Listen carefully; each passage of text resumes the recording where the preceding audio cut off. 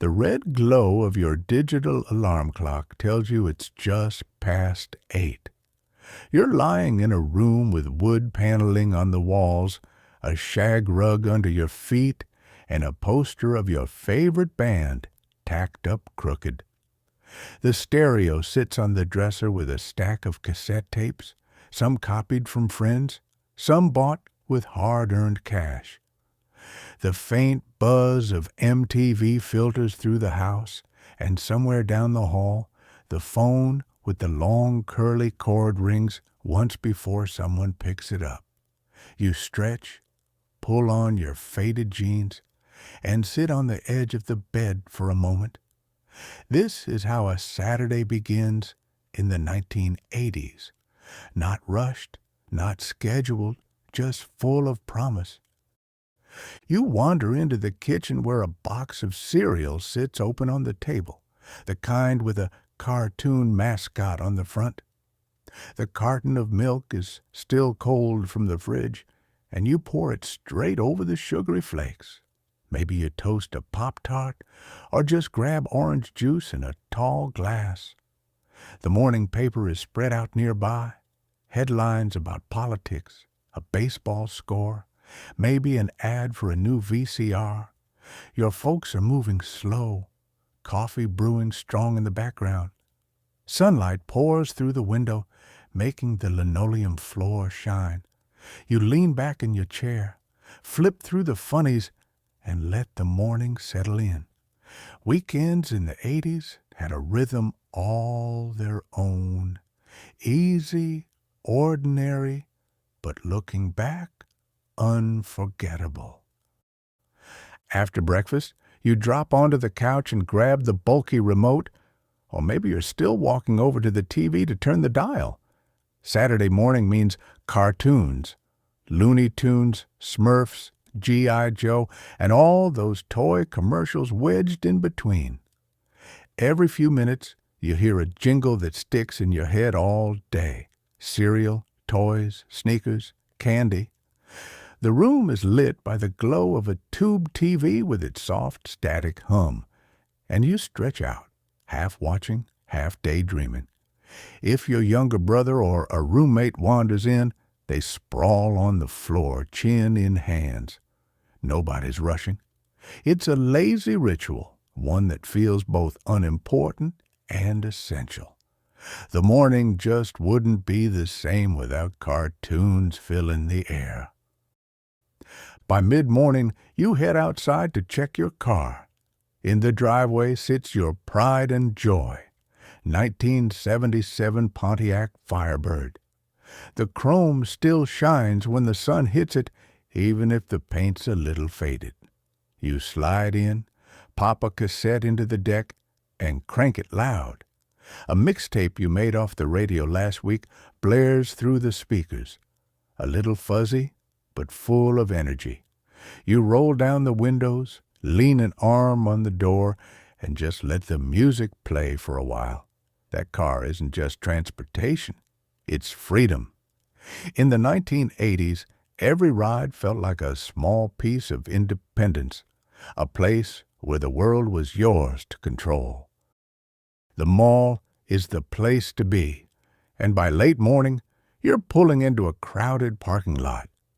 The air is filled with the smell of soft pretzels and popcorn drifting out the glass doors. Inside, neon signs glow above stores selling everything from sneakers to cassette tapes. You meet friends by the fountain, toss a few coins in, and wander toward the arcade. The food court buzzes with voices, trays sliding across tables, kids lined up for pizza slices. Music spills out of every shop, top 40 hits blasting from clothing racks, bass thumping from the record store.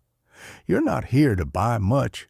You're here to hang out, to see and be seen. The mall is your town square, your gathering place, and in the 1980s, it feels like the center of the world. The arcade pulls you in the moment you hear it. Bleeps, chimes, and that steady hum of machines working overtime. You change a couple bucks into quarters, the coins clinking heavy in your pocket. Pac-Man waits, with its glowing maze and hungry ghosts. Galaga flashes nearby, and kids crowd around Donkey Kong to watch someone set a high score. The carpet is dark and patterned, sticky underfoot, while the air smells faintly of popcorn and soda. Friends drift in and out, swapping turns, cheering when someone beats a level.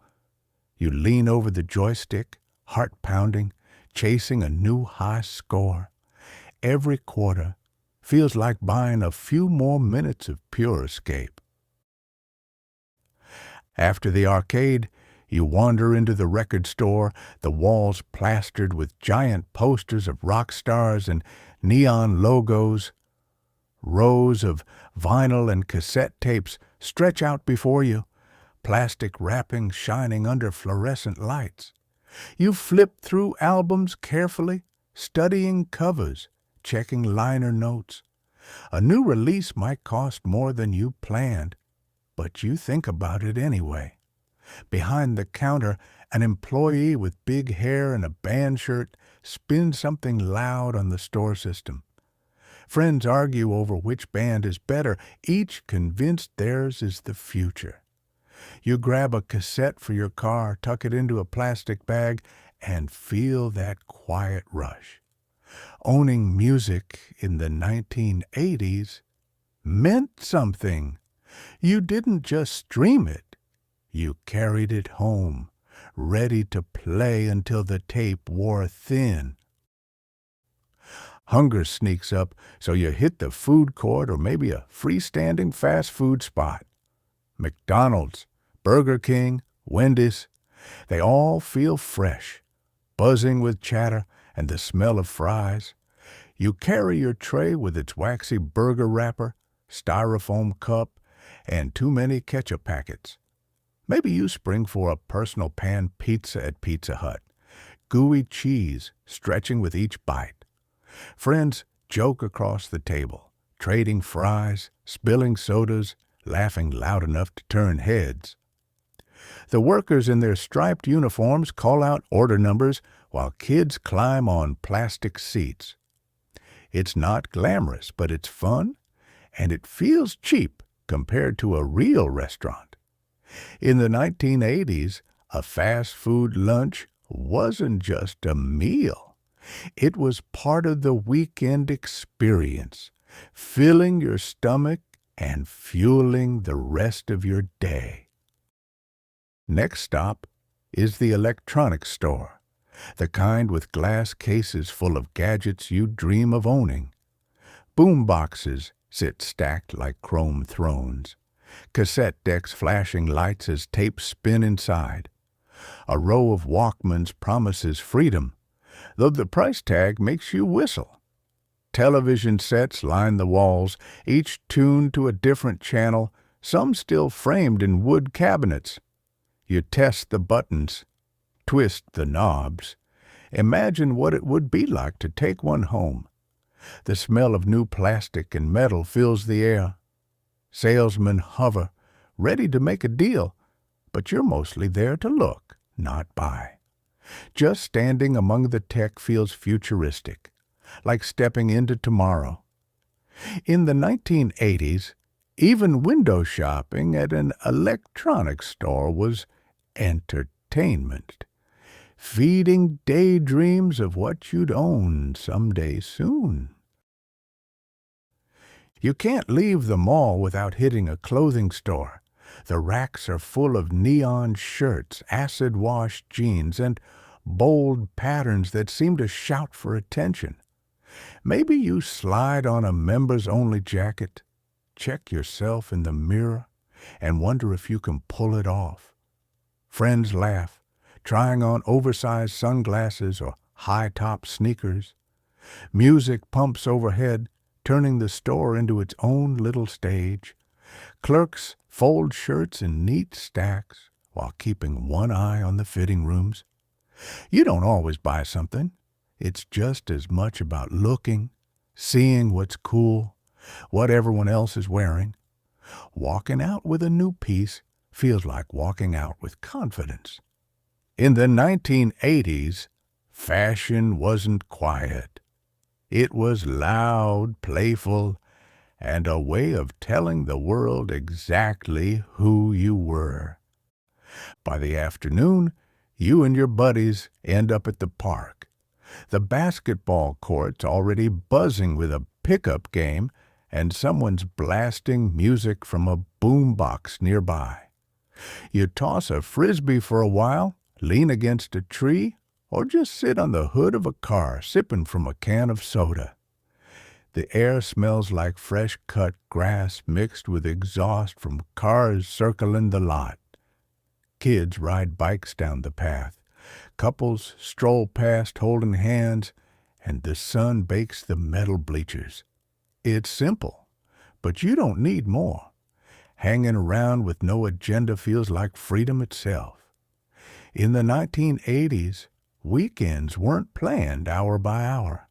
They stretched wide open, ready for laughter, friendship, and the kind of small moments that stick in your memory for decades. No matter where you go, there's always music. From passing cars with their windows rolled down, bass lines rattling, to someone lugging a massive ghetto blaster on their shoulder. Tapes switch hands constantly, recorded off the radio, labeled with scribbles. You pop one in, and instantly the atmosphere shifts. Songs aren't just background. They're conversation starters, identity markers. You argue over who's better, Madonna or Cyndi Lauper, Springsteen or Michael Jackson. Every chorus feels larger than life, spilling out into parking lots, sidewalks, and parks. You're never without a soundtrack, even if it's just humming the last hook you heard on MTV. In the 1980s, music wasn't a private experience. It was shared, played loud, and lived in every corner of your day. When the afternoon drifts on, you do what everyone does. You cruise. Gas is cheap enough, and all you need is a few bucks pooled together.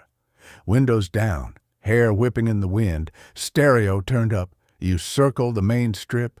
You see the same cars, the same faces, wave at people you barely know. Nobody's in a hurry. The point is the ride itself. Neon signs blur past as you lean back, arm resting on the door, drumming along to the beat. Sometimes you pull over in a lot just to talk for a while, headlights cutting across asphalt. It's part ritual, part freedom. In the 1980s, driving wasn't just transportation, it was social life on wheels. Cruising around town meant you belonged, part of a moving parade of youth that defined the weekend. By late afternoon, you and your friends head to the theater. The marquee glows with titles.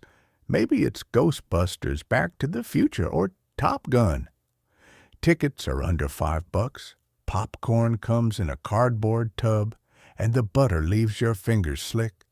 You find your seats, the lights dim, and the previews roll. The crowd buzzes with excitement, cheers when the film starts. Laughter, gasps, and applause fill the room as the story unfolds. For a couple hours, you're part of something bigger, sharing the experience with strangers who feel like neighbors. When the credits roll, you walk out quoting lines, replaying scenes, and already planning to see it again. On the way home, you swing by the video rental store. Rows of VHS tapes stretch out like a library, each one with a colorful cover begging for attention. You wander the aisles, tilting your head sideways to read the spines, laughing at cheesy horror titles or bold action posters. The clerk stamps membership cards, rewinds tapes behind the counter, and asks if you've seen the new releases yet. You pick something out, slip it into a plastic case, and carry it home like treasure. The little sticker reminds you, Be kind. Rewind. Renting a movie in the 1980s wasn't just about watching. It was about the choosing, the wandering, the anticipation. It was a ritual that turned any night at home into something special, with the glow of a TV screen waiting to light up the room. When hunger calls again, you head to the local diner. Chrome stools line the counter, and booths stretch along the wall with little jukebox selectors at each table. The smell of burgers, fries, and coffee fills the air. Waitresses in pastel uniforms bustle past, balancing trays with practiced ease. You slide into a booth with friends, order greasy plates of comfort food, and drop a few coins in the jukebox. The Rolling Stones or Huey Lewis starts up, filling the room with familiar sound. Plates clatter, milkshakes arrive in tall frosted glasses, and neon lights glow outside the window. The meal isn't fancy, but it feels right, like a place where you can linger forever. In the 1980s, diners weren't just restaurants. They were gathering spots where the food, music, and the chatter blended into something bigger than the menu. As evening deepens, energy builds. Maybe you've got tickets to see a local rock band in a smoky dive, the bass rattling the walls, lights strobing in time with the drums. Or maybe you're headed to a neon-lit dance club where synth beats pound and fog machines fill the air. You step inside, greeted by a blur of movement, hair teased high, neon clothes glowing under black light, the floor alive with rhythm. Drinks in plastic cups, laughter cutting through the noise, strangers dancing like old friends. The music swallows you whole, the kind that stays in your bones long after you leave. In the 1980s, nights out weren't quiet affairs. They were electric. Whether rock or new wave, smoky bar or booming club, stepping into the music felt like stepping into the heartbeat of the decade itself. Later on, you might find yourself at the bowling alley. The air smells like rented shoes and nachos, and the hum of pin setters echoes constantly. You and your friends grab a lane, order a pitcher of cheap beer, and settle in. Neon signs glow above the ball return, while overhead monitors keep score in glowing green digits. The crash of pins mixes with laughter, cheers, and groans at gutter balls. Between turns, you lean on the plastic seats, sipping from a paper cup, talking about nothing and everything. Kids run past carrying 2 heavy bowling balls, and the jukebox pumps out classic rock. It's not glamorous, but it's pure fun. In the 1980s, a night at the bowling alley was a mix of noise, food, and friends. A slice of Americana that never tried to be more than it was. When the night stretches on and hunger comes back, the drive-thru calls. Taco Bell, Wendy's, White Castle, glowing signs light up the empty streets. You roll up with your window down, place an order through a crackling speaker, and wait as the smell of fried food drifts out. A paper bag is passed through the window, warm and greasy in your hands. Back in the car, you unwrap burgers or tacos, balancing them on your lap, laughing as soda sloshes between sips. The parking lot becomes your dining room, headlights pointed at a blank wall, music still humming from the stereo. Food tastes better at midnight, salty and hot, shared with friends half asleep, but unwilling to go home. In the 1980s, late-night drive-thrus weren't just convenient. They were part of the ritual, the punctuation mark on a long Saturday. Eventually, you drift back home. But the night isn't over.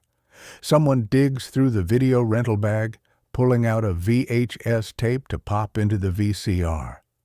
The machine whirs, the screen flickers, and the movie begins. Maybe it's an action flick with explosions, or a cheesy horror that makes everyone laugh. Bowls of chips appear, soda cans hiss open, and someone fiddles with the Atari or NES during breaks. Friends lounge across the floor, voices mixing with the soundtrack. Nobody's in a hurry. The night belongs to you, and sleep can wait.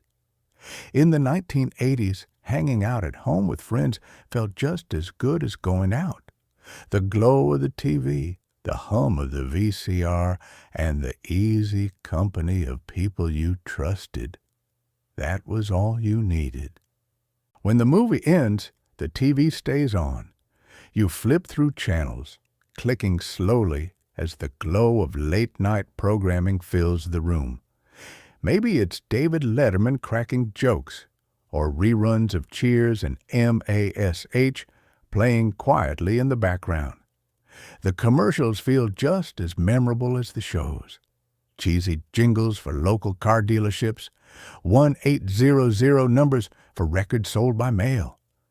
Sometimes a test pattern or static flickers after sign-off, leaving nothing but a buzz in the room. You sit there, half tired, half lost in thought, staring at the tube's glow. It's not exciting, but it's comfortable. The world feels smaller, calmer.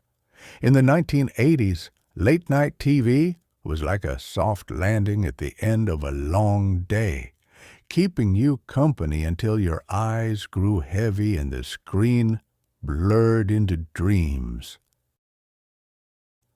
Eventually, you make your way back to your room. The red digits of your clock radio glow quietly on the nightstand, casting just enough light to see by. A cassette is paused in the deck, ready for tomorrow, and posters on the wall fade into the shadows. You stretch out on the bed, the hum of the house settling around you. Outside, the street is still, only the occasional car passing by. There's no phone buzzing, no internet tugging at your mind, just silence. Your eyes grow heavy and you drift off, still hearing echoes of the day, the songs, the laughter, the glow of neon signs. In the 1980s, falling asleep felt simple. You didn't scroll, you didn't check. You just let the day slip into night, ready to start it all again.